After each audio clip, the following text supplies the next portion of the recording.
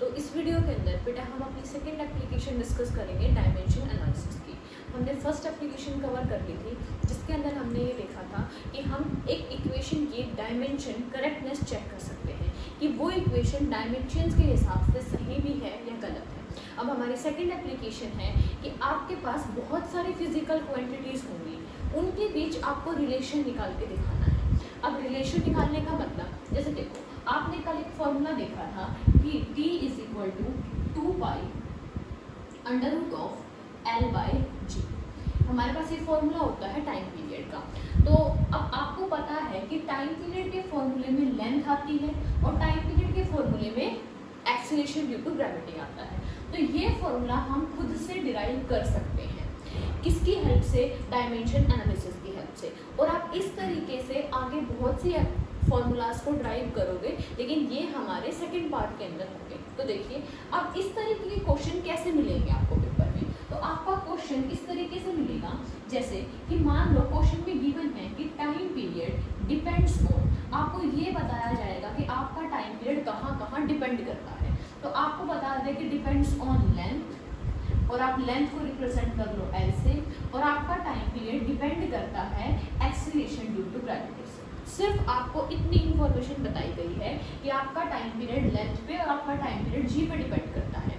अब आपको ये फॉर्मूला निकाल के दिखाना है ये कैसे आया। तो एक एक स्टेप को फॉलो करते हुए चलेंगे, बिल्कुल आसान सा प्रोसीजर है। हम कहेंगे कि आपने कहा है कि टाइम पीरियड डिपेंड करता है लेंथ पे, लेकिन लेंथ की कितनी पावर पे करता है नहीं पता, तो अज्यूम कर लेंगे कि लेंथ की पावर होती है a। फिर हम कहेंगे कि टाइम पीरियड है वो डिपेंड करता है g पे, मतलब एक्सीलरेशन ड्यू टू ग्रेविटी पे। पर एक्सीलरेशन ड्यू टू ग्रेविटी की पावर कितनी होगी यहाँ पे नहीं पता, मतलब हम मान लेते हैं पावर कितनी होगी v होगी। अब देखो, अब इसको इक्वेशन नंबर फर्स्ट बोल देते हैं, इसको इक्वेशन नंबर सेकंड। तो हम कहेंगे from combining first and second, combine first and second, मतलब टाइम पीरियड देखो लेंथ पे डिपेंड करता है और जी पे डिपेंड करता है। लेंथ की पावर a और g की पावर b। क्या इतनी बात समझ आई? ठीक है। अब आपको पता है प्रोपोर्शनलिटी कांस्टेंट को अगर हम इक्वल में लिखना चाहते हैं तो यहाँ पे कोई ना कोई कांस्टेंट आएगा, लेंथ a और g की पावर b। यहाँ तक समझ आया बेटा? अब देखो, ये इक्वेशन है यहाँ पर। अगर आपको यहाँ पे a और b की वैल्यू पता चल जाए तो आप क्या कर सकते हैं, फॉर्मूला निकल जाए। ये समझ लो। देखो, क्वेश्चन में सबसे आपको ये पहचानना है कि ये जो क्वांटिटी आप निकालने जा रहे हो, यहाँ पे हम किसका फॉर्मूला निकालने जा रहे हैं, टाइम पीरियड का, ये किस किस पे डिपेंड करता है। तो आपको दोनों बातें पता है, किसी की एक की पावर b अज्यूम कर लो, किसी की पावर a अज्यूम कर लो, ये आपके ऊपर डिपेंड करता है। तो आप कहेंगे कि लेंथ की सम पावर a पे डिपेंडेंस है, g की सम पावर b पे डिपेंडेंस है। दोनों को कंबाइन करके साथ लिखेंगे। ये स्टेप हमें हर क्वेश्चन में फॉलो करने हैं, और जहाँ पे हम इक्वल में कन्वर्ट कर चुके होंगे उसको इक्वेशन नंबर 1 बोल, अच्छा 1 और 2 हम बोल चुके हैं ऑलरेडी, तो हम इसको इक्वेशन नंबर 3 बोल देते हैं। अब आगे देखिए, अब हम ये कहेंगे अगर तो ये इक्वेशन बिल्कुल करेक्ट है। अब आप अपनी फर्स्ट इक्वेशन के ऊपर जाओ, फर्स्ट एप्लीकेशन पे कोई भी इक्वेशन है अगर वो करेक्ट है डायमेंशंस के हिसाब से, तो इसका मतलब क्या हुआ भाई, अगर इक्वेशन निकालना चाहते हो, फॉर्मूला निकालना चाहते हो, तो वो डायमेंशन के हिसाब से बिल्कुल करेक्ट होगा। तो अगर ये करेक्ट है तो लेफ्ट हैंड में जो डायमेंशन है वो राइट हैंड के डायमेंशन के बराबर होनी चाहिए। ठीक है, तो हम कहेंगे कि dimensions of left hand side की dimensions must be equal to dimension of right hand side. अगर तो आप सही तरीके से कर रहे हैं तो यहाँ पे बेटा ये k क्या है, ये k है कांस्टेंट। पर इस k के बारे में एक इंपॉर्टेंट बात ध्यान रखना, तब भी आप इस स्टेप से स्टेप में मूव करेंगे तो आप कहेंगे k इज कांस्टेंट, नहीं, k is dimensionless constant, k is dimensionless constant. मतलब k एक कांस्टेंट तो है पर इसकी कोई डायमेंशंस नहीं है। अब देखिए, अब लेफ्ट हैंड साइड में कौन है आपके पास, टाइम पीरियड। तो टाइम पीरियड का डायमेंशन फॉर्मूला लिख सकते हैं। तो हम कहेंगे पहले हम लेफ्ट हैंड साइड को देखते हैं। लेफ्ट हैंड साइड में है हमारे पास t की अगर मैं डायमेंशन लिखना चाहूँ तो t की डायमेंशन तो सिर्फ t ही होती है। ठीक है, फिर आप राइट हैंड साइड में देखेंगे। अब देखिए ध्यान से एक स्टेप देखना, राइट हैंड साइड में k है, k तो कैसा है, डायमेंशनलेस। तो अगर इसके बाद अगर मैं k की डायमेंशंस की बात करूं तो ये तो कैसा है, डायमेंशन लेस। नेक्स्ट कौन है, l। देखिए l क्या है, l आपको बता रखा है लेंथ है, तो इसका मतलब l की डायमेंशंस क्या है, कैपिटल L। ठीक है, g की डायमेंशंस क्या है, g की डायमेंशंस है, g है acceleration due to gravity. g क्या है, एक्सेलरेशन ड्यू टू ग्रेविटी। अब कोई भी एक्सेलरेशन हो क्या होती है, LT-2। अब ये आपको बेसिक याद होनी चाहिए, LT-2। लेकिन देखो इक्वेशन नंबर 3 में यहाँ तो L की पावर a है, लेकिन आपने तो L का लिखा है, तो देखो इसकी पावर a बना देती हूँ। तो मैंने कहा कि मैं L की पावर a बना देती हूँ, तो L का फॉर्मूला क्या था ये, तो इस पूरे को भी आप a से मल्टीप्लाई करते हैं, मतलब पावर बनाते हैं a, तो इसका मतलब L की पावर a हो चुकी है। यहाँ पे देखो g की पावर कितनी है, g की पावर है b, मतलब g की पावर आपको b करनी है, तो इसका मतलब है अगर आप g की पावर b कर रहे हैं तो यहाँ पे जितनी भी चीजें हैं उन सभी की पावर को b से मल्टीप्लाई कर दो। देखो g के फॉर्मूले में क्या है l, लेकिन l किससे मल्टीप्लाई हो जाएगा, पावर किससे हो जाएगी, b की।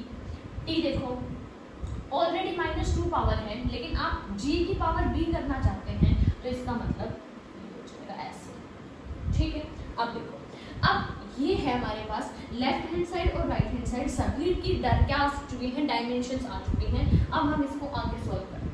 देखिए आगे कैसे सॉल्व होगा, ये आगे इस तरीके से सॉल्व होगा बेटा कि आप इनको इक्वेशन नंबर 3 में पुट कर दो डायमेंशंस के अकॉर्डिंग। तो देखो लेफ्ट हैंड साइड पे टाइम है, टाइम की डायमेंशन t है, तो यहाँ पे मैंने डायमेंशंस पुट कर दी इज इक्वल टू। अब देखो राइट हैंड साइड पे k है, k की कोई डायमेंशन नहीं है, हटा दो। L की पावर a, तो L की पावर a की डायमेंशन है L की पावर b। फिर आपके पास g की पावर b, तो g की पावर b की डायमेंशन है ये, तो ये होगा L की पावर b और t की पावर -2। मतलब मैंने डायमेंशंस को इक्वेट कर दिया। अब देखो यहाँ पे t की पावर कितनी है बेटा, यहाँ पे t की पावर है 1।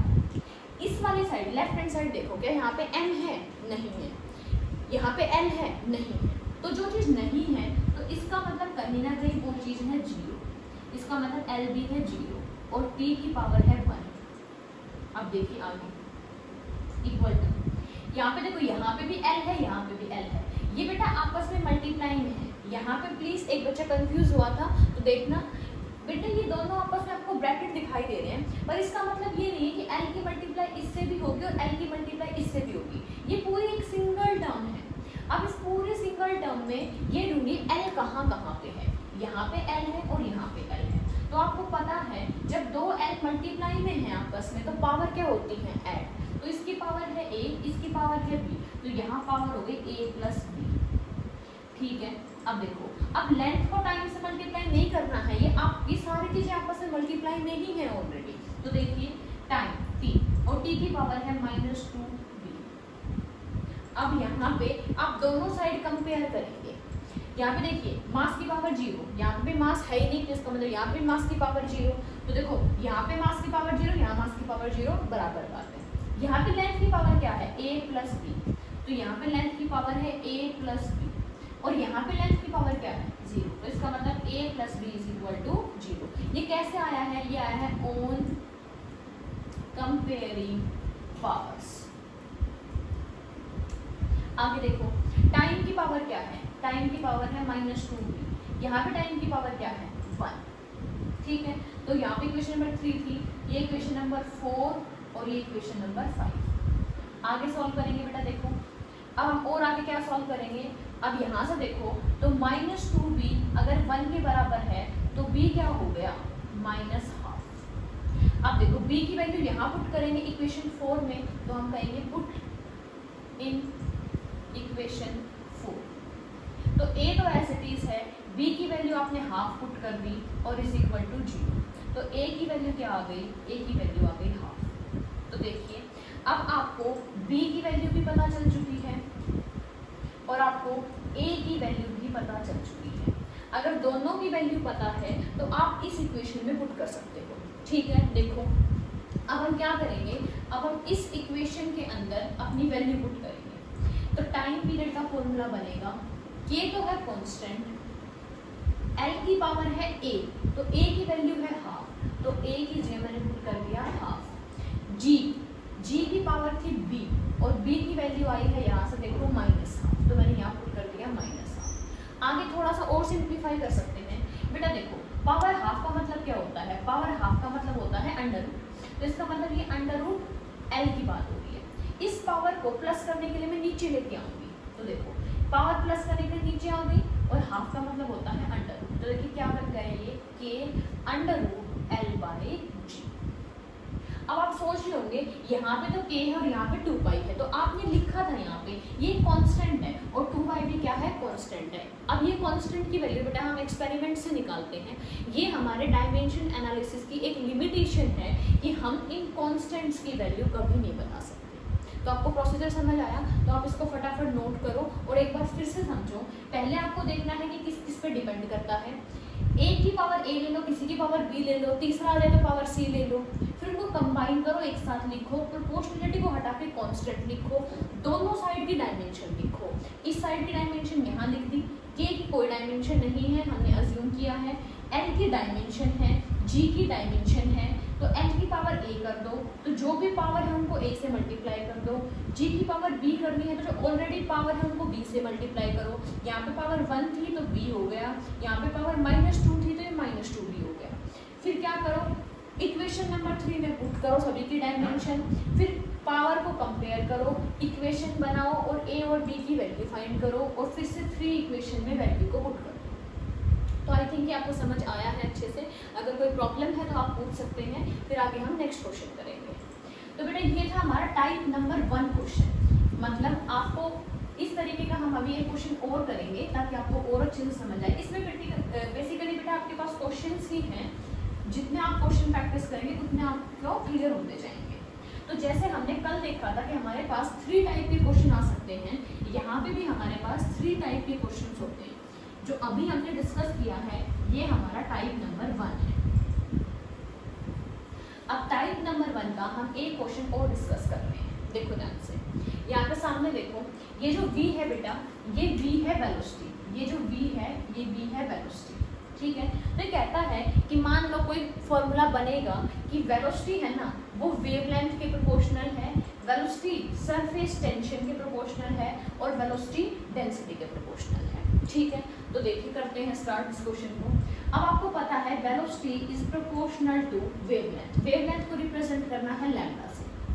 अब velocity is proportional to surface tension, लेकिन फिर से वही बात, भाई लेंथ के वेवलेंथ के डायरेक्टली प्रोपोर्शनल है, इनवर्सली है, 2 पावर में है, 3 पावर में है, हाफ पावर में है, नहीं पता, तो अज्यूम कर लो पावर ए, फिर सरफेस टेंशन की पावर बी। इस बार ध्यान देना ये टी टाइम नहीं है बेटा, सरफेस टेंशन है।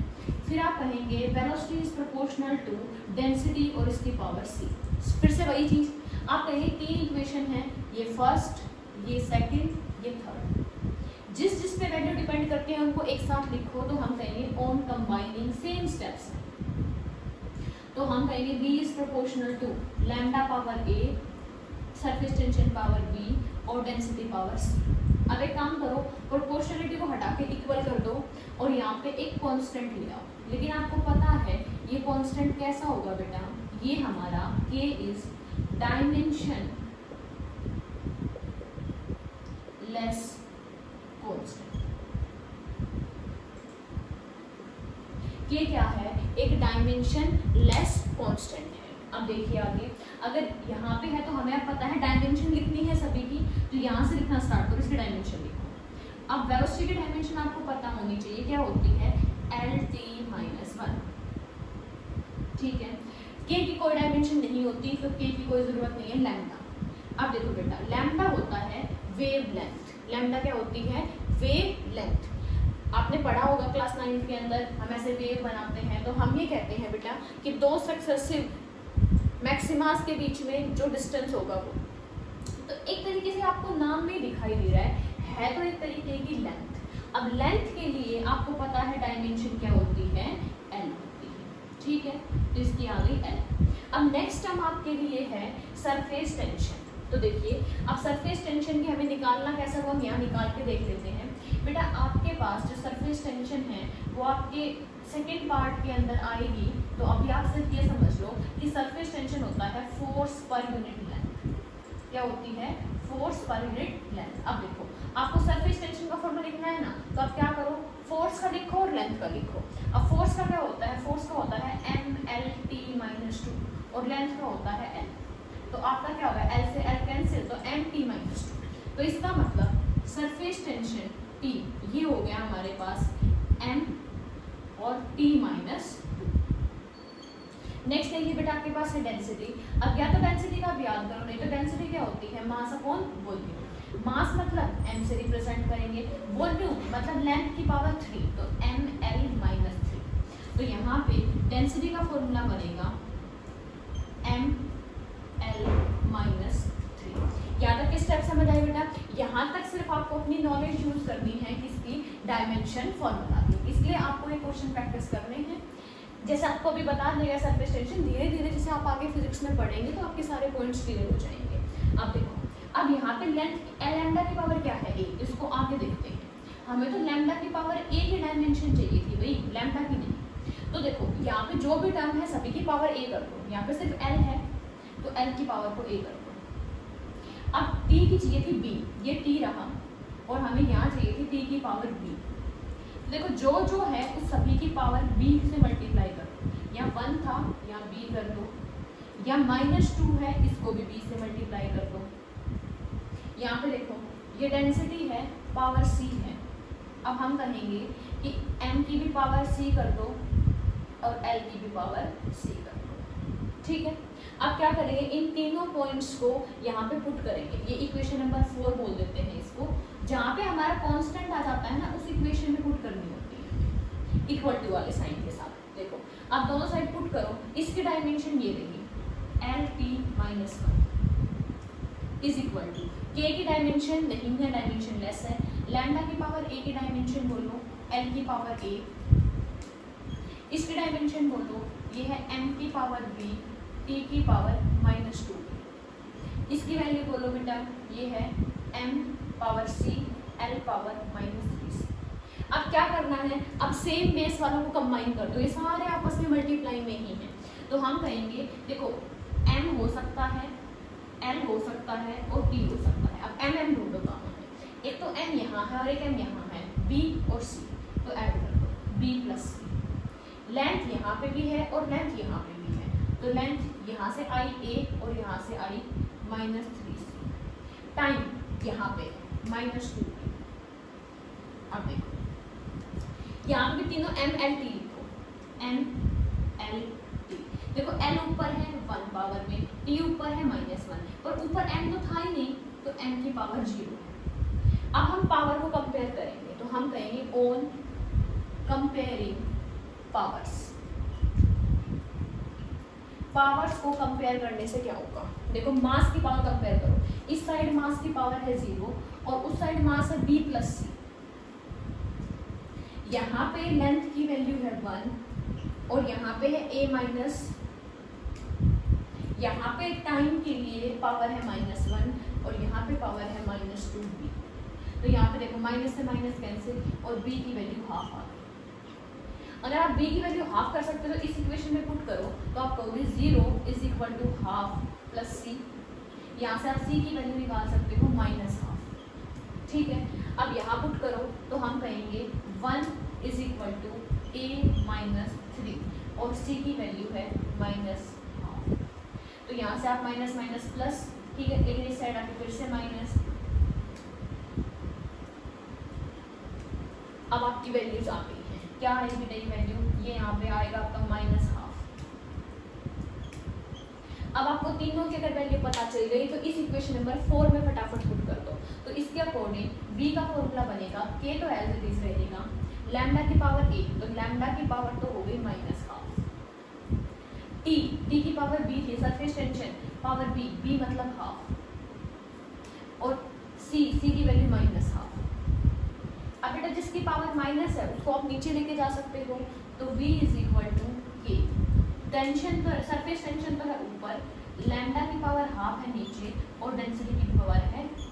अब इसको बेटा बहुत बार जैसे आप अगर एमसीक्यू प्रैक्टिस कर रहे हैं तो इसको दो तरीके से रिप्रेजेंट किया जा सकता है। एक तो कैसे, देखो हाफ का मतलब होता है अंडर रूट और आप इसको ऐसे कर दो, ठीक है। और दूसरा तरीका क्या है, देखो दोनों साइड स्क्वायरिंग कर दो, यहाँ तक निकाल लिया आपने, अब इसकी दोनों साइड स्क्वायरिंग कर दो तो देखो क्या होगा, ये बनेगा v स्क्वायर, ये बनेगा k स्क्वायर और ये बनेगा t अपॉन रो और इंटू लैम्डा। अब देखिए बेटा k स्क्वायर, k कांस्टेंट है तो स्क्वायर भी कांस्टेंट होगा, तो आप इसको k भी लिख सकते हो और k स्क्वायर भी लिख सकते हो, फर्क नहीं पड़ेगा क्योंकि है तो कांस्टेंट ही। तो इस अकॉर्डिंग आपका ये सेकंड क्वेश्चन है। बेटा क्वेश्चन तो दो किए हैं हमने, इसको नोट करना है आपको फिर कॉपी में। क्वेश्चन तो बेटा हमने दो किए हैं लेकिन दोनों टाइप सेम से किए थे। अब हम एक डिफरेंट लैंग्वेज का क्वेश्चन उठा रहे हैं, तरीका सेम रहेगा इसके अंदर में। ये आपका टाइप 1 क्वेश्चन था और अब आपको टाइप 2 क्वेश्चन करना है जो इसी एप्लीकेशन पे बेस्ड है।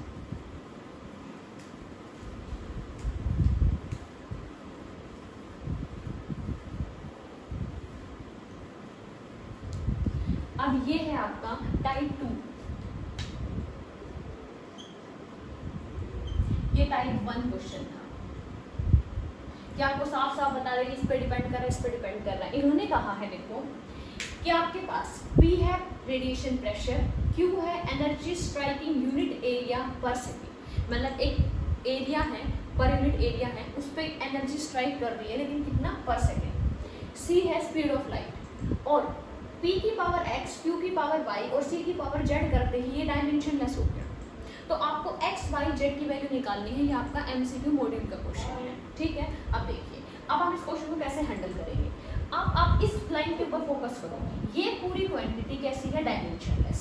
तो आप एक बात लिखो, डायमेंशनलेस है मतलब हम इसको कह सकते हो कांस्टेंट, एक डायमेंशनलेस कांस्टेंट है।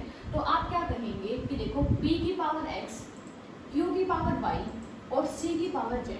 अगर तो ये डायमेंशनलेस है, मैं इन तीनों की डायमेंशन निकालती हूँ, मतलब इस पूरे फॉर्मूले को, पूरा फॉर्मूला डायमेंशनलेस है तो पूरे फॉर्मूले की डायमेंशन है तो क्या आएंगी, जब डायमेंशन लेस है तो मास की वैल्यू भी 0, लेंथ की वैल्यू भी 0 और टाइम की वैल्यू भी 0। देखो अब आपका काम फिर से छोटा हो गया है कि आपको इन तीनों के डायमेंशनल फॉर्मूला पता होने चाहिए। अब इसमें से कुछ क्वांटिटी हो सकता है आपने पढ़ी रखी हो और कुछ ने नहीं।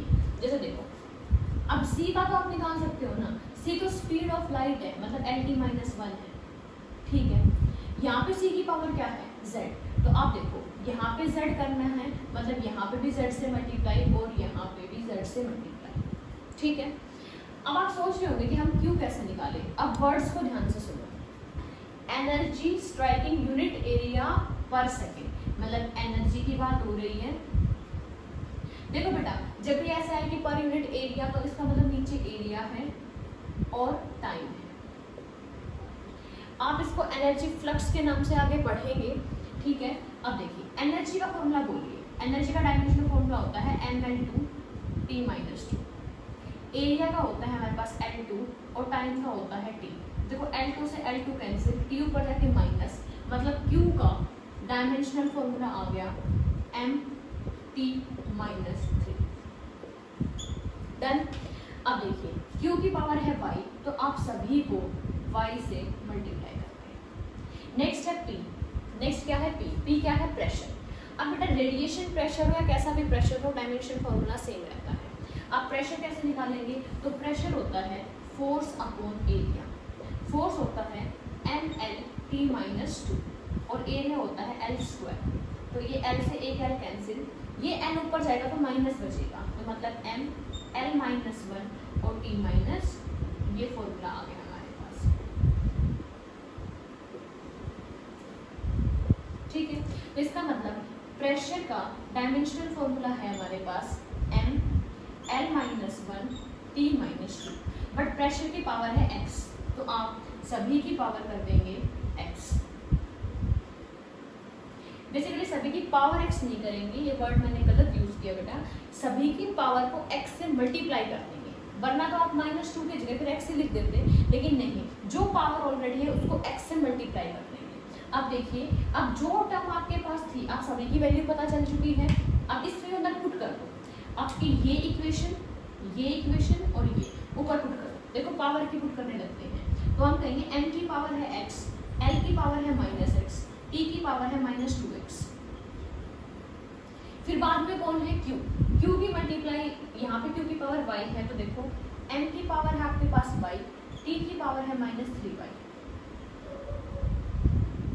नेक्स्ट है आपके पास c की पावर z, तो ये रहा c की पावर z, मतलब l की पावर z और t की पावर -z। और ये सब कुछ डायमेंशन लेस है, मींस लास्ट में सोल्व करते वक्त m की पावर 0 आएगी, t की पावर 0 और l की पावर 0, सभी की पावर 0 आएगी। अब क्वेश्चन को पहले जैसा ही बन गया बेटा, जहाँ जहाँ पे मास है उन सभी को क्लब कर दो, इकट्ठा कर दो, जहाँ पे टाइम है लेंथ है कर दो और कंपेयर कर दो पावर्स को। फिर से वही प्रोसीजर पे हम पहुँच चुके हैं जहाँ पे हमें पावर्स को कंपेयर करना होता है। देखो मास की यहाँ पावर है x, यहाँ है y, तो ऐड कर दिया। लेंथ की यहाँ पावर है -x, नहीं है, यहाँ पे है z। t यहाँ पे है -2x, यहाँ पे है -3y और यहाँ पे है -z। ठीक है, अब इक्वेशन आप खुद सॉल्व करेंगे इस बार, क्योंकि यहाँ पे सिर्फ आपको x y z की वैल्यू निकाल के दिखानी है, उसको कहीं पुट नहीं करना। देखो अब ये m की पावर भी 0 करनी है आपको, यहाँ पे l की पावर भी 0 करनी है और आपको t की पावर भी 0 करनी है। तो आपके पास 3 इक्वेशन है और 3 वेरिएबल है, आप इजीली सॉल्व कर सकते हैं। तो यहाँ तक नोट करना है आपको, और x y z की वैल्यूज को सॉल्व करके मुझे बताना भी है कि क्या है। अब थर्ड टाइप का क्वेश्चन है बेटा हमारे पास, जो टाइप नंबर 3 है।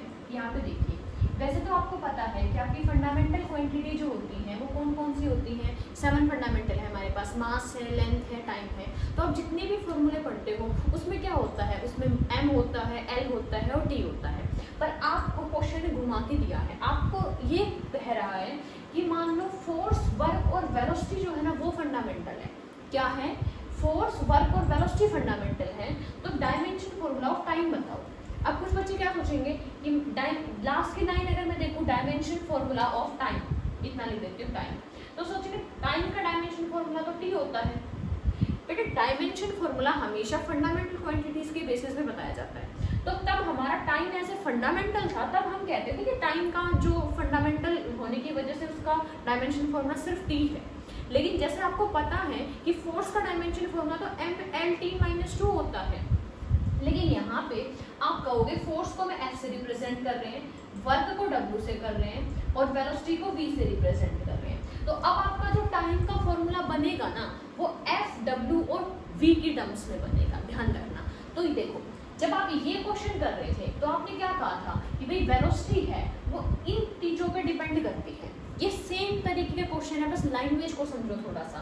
तो आप ये समझो कि अगर ये फंडामेंटल है, अब देखो आपने अभी तक पढ़ा है कि फोर्स का डायमेंशन फॉर्मूला होता है m_l_t-2। तो इसका मतलब फोर्स मास पे डिपेंड कर रहा है, फोर्स लेंथ पे डिपेंड कर रहा है, फोर्स टाइम पे डिपेंड कर रहा है। अब फोर्स किस पे डिपेंड कर रहा है, मास, लेंथ, टाइम जो फंडामेंटल है। लेकिन यहाँ पे आपकी फंडामेंटल क्या है, F_W_V, मतलब आपका जो टाइम है वो किस पे डिपेंड कर रहा है, F पे डिपेंड कर रहा है, आपका जो टाइम है वो W पे डिपेंड कर रहा है, आपका जो टाइम है वो V पे डिपेंड कर रहा है। सिर्फ आपको यहाँ पे ये बात समझनी है कि जो फंडामेंटल होती है एक्चुअली में डिपेंड उस पर किया जाता है। तो देखो इस क्वेश्चन का मतलब ये है कि आपको इनको तो फंडामेंटल मानना है और इसका निकालना है। तो हम कहेंगे देखो टाइम है t, अब फोर्स है F, अब फोर्स की डायमेंशन मैंने मान ली F, अगर F है तो कितनी पावर पे आएगा नहीं पता, यहाँ पे तो हमें पता है फोर्स है वो मास की 1 पावर लेता है, पर टाइम फोर्स पे कैसे डिपेंड करेगा हमें नहीं पता, सोल्व करना है हमें। तो टाइम वर्क पे भी डिपेंड करेगा, टाइम जो है वो वर्क पे, तो वर्क की पावर b, और टाइम है वो किस पे डिपेंड करेगा, वेलोसिटी पे भी डिपेंड करेगा, तो वेलोसिटी की पावर c। अब ये इक्वेशन लिखने के बाद तो आप सोच रहे होंगे कि भाई फर्स्ट टाइप में फर्क क्या है, सिर्फ लैंग्वेज का फर्क है। देखिए अब ये फिर से इक्वेशन नंबर 1, 2 और 3 आप सोल्व करो। टाइम डिपेंड करेगा F की पावर a, W की पावर b, V की पावर c। प्रोपोर्शनलिटी को हटा के क्या आएगा, कांस्टेंट आएगा यहाँ पे, ठीक है ना।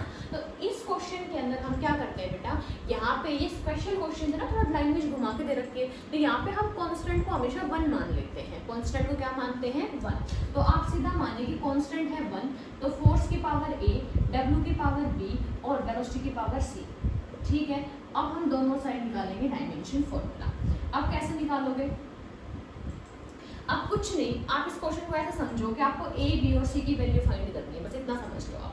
तो देखो, अगर पुरानी फंडामेंटल में चले जाएं तो फोर्स क्या होता है, फोर्स होता है mlt-2। फोर्स की पावर क्या है, a, तो सभी की पावर a से मल्टीप्लाई हो जानी चाहिए। नेक्स्ट है वर्क, वर्क होता है ml2t-2, लेकिन वर्क है पावर b, तो सभी की b से मल्टीप्लाई हो जानी चाहिए पावर। वेलोसिटी, वेलोसिटी होती है lt-1, लेकिन यहाँ पे पावर कितनी है, c, तो ये c और ये भी c। अब देखो तीनों की वैल्यू यहाँ पुट करो, टाइम का फॉर्मूला बोलो, टाइम का फॉर्मूला होता था टाइम का t, तब mlt हमारे फंडामेंटल होते थे। f की वैल्यू बोलो, f की वैल्यू ये थी, तो हम कहेंगे ma LA t-2a, ये सेकंड पुट करो, mb L2b t-2b, थर्ड वाले की पुट करो LC t-2, पूरा फॉर्मूला बन गया। अब देखो, अब मास की लिखो, पावर a, यहाँ पे पावर b और वहाँ पे नहीं है, फिर L के लिए लिखो, पावर a, फिर 2b और फिर c, ठीक है। फिर t की लिखो, -2a, -2b और -c। अब देखो, यहाँ पे सिर्फ क्या है, टाइम, टाइम मतलब मास हो गया 0 और लेंथ हो गई 0, तो इसका मतलब देखो a + b किसके बराबर, 0। यहाँ पे देखो a + 2b + c, ये किसके बराबर, लेंथ, लेंथ भी नहीं है यहाँ पे, तो 0। ये देखो -2a, -2b -c is equal to time की यहाँ पे क्या है, 1, तो ये आ गया 1। यहाँ से आप ABC निकाल सकते हो, उस ABC को यहाँ पुट कर देना, आपका फॉर्मूले में मैच कर जाएगा जो आपके ऑप्शंस होंगे। तरीका समझ आया।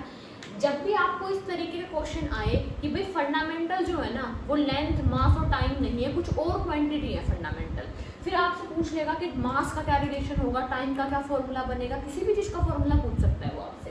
तो देखो अब फिर से क्वेश्चन है, इस बार फोर्स, एक्सेलरेशन और टाइम को फंडामेंटल मानना है। तो देखो अब मैं इसको शॉर्ट में करके दिखा रही हूँ क्योंकि आपको डिटेल सॉल्यूशन तो आपको करना है इसका। किसका फॉर्मूला पूछा है, m का, तो हम कहेंगे मास। सीधा ये स्टेप लिखना चाह रही हूँ, देखो कैसे, मास सीधा इक्वल लगाओ। यहाँ पे क्या होता है आपको पता है कि यहाँ पे k की वैल्यू तो 1 होती है, मास है। अब फंडामेंटल कौन है, फंडामेंटल लिख दो कौन कौन है, फोर्स है, एक्सेलरेशन है और टाइम है। फोर्स की पावर a, एक्सेलरेशन की पावर b और टाइम की पावर c। बराबर करना है तो इसका डायमेंशन फॉर्मूला लिखो, मास का होता है m। अब देखो फोर्स का होता है mlt-2, पावर a है। एक्सेलरेशन का होता है lt-2, लेकिन पावर b है। टाइम का होता है t, लेकिन पावर c है। अब बस कंपेयर कर दो, मास पे यहाँ पे वैल्यू कितनी है, 1, यहाँ पे मास देखो a है और b मास है नहीं है, तो मतलब मास a की वैल्यू 1 आ गई, ठीक है। अब देखो यहाँ पे L की वैल्यू है a, साथ में b, तो a + b क्या हो गया, 0। अब देखो यहाँ पे a की वैल्यू 1 है, तो इसका मतलब b की वैल्यू -1 हो गई, 2 वैल्यू आ गई। तीसरी देखो टाइम की यहाँ पे वैल्यू है -2a, यहाँ पे टाइम की वैल्यू है c, और यहाँ पे एक और भी टाइम है -2b इज इक्वल टू 0। अब देखो a की वैल्यू है 1, तो -2 × 1, c as it is. b की वैल्यू है -1 is equal to 0, minus minus plus, तो -2 + c + 2 इज इक्वल टू 0, 2 से 2 cancel, c is equal to 0। ABC की वैल्यू मिल गई, तो इसका मतलब मास का फॉर्मूला बनेगा, डायमेंशनल फॉर्मूला बनेगा F पावर a की वैल्यू 1, फिर उसके बाद a पावर क्या थी, b की वैल्यू -1 और t की वैल्यू 0, ठीक है। तो इस तरीके से आपको सेकेंड एप्लीकेशन के क्वेश्चंस को प्रैक्टिस करना है।